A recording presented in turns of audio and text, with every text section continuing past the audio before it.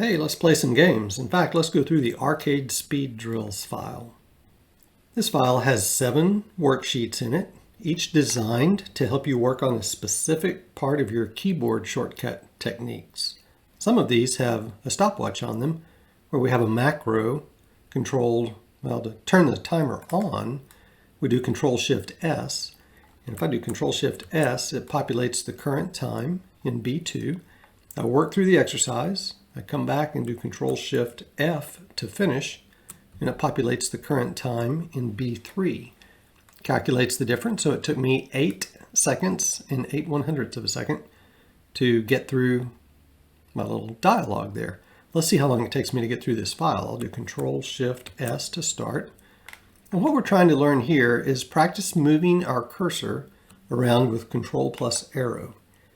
There's a video game from the 1980s called Frogger, and Frogger had to start in a certain place, jump across the river on logs or other items they could find, like maybe some rocks, and then get to the finish line on the other side of the river.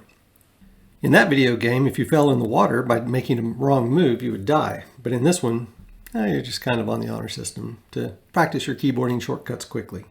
So what we're trying to practice here is the fact that Control and right arrow moves us either to the last populated cell or the next populated cell if we're going over some blank cells. So Control down will take me to the next populated cell, and then Control right, or just the right arrow, will take me to the end of this log.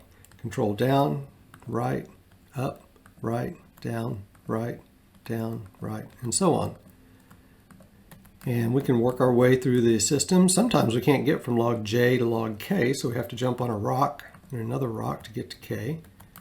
And while this looks silly, I hope it will help your intuition about using Control and arrows to get around. Control-Shift-F says it took me 1 minute and 20 seconds. I'll bet you can do it more quickly. Now let's look at the second part of the learning objective on this sheet. It's to practice copying and pasting the logs from the river to the yellow cells. Now if I zoom out a little bit, I've got some yellow cells down here. They don't have anything in them. So if I start on A and do a Control down, I'm going to zoom right by that yellow cell and go another 1,048,000 rows before I hit anything. So that's not how I want to get there. Let me Control up again a few times and see the whole screen. What I'm going to want to do is jump over to this B cell, B column, and then go down. So yeah, as I was writing this game, I kind of lost interest in the water and the constraints thereof. But if you'll just start here, go right, down, right, that's the quickest way to get there without using your mouse. And so let's see what we can do here without using our mouse. Let me go ahead and warn you ahead of time. There are going to be a couple of places where we can't go straight down. The very first time, we need to think about going over and down and over.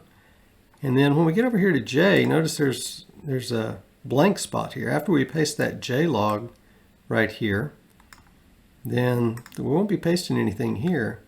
We need to paste that K log right here. So we need to kind of jump over somehow. Again, don't worry about falling in the water. Just worry about getting these down here quickly.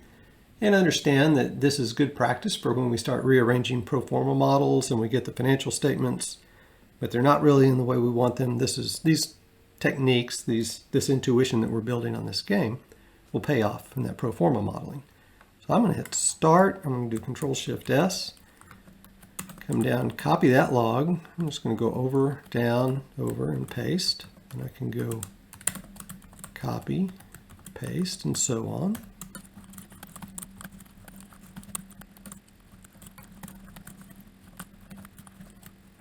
It looks like it took me just over 1 minute, and I know you can do it more quickly than that.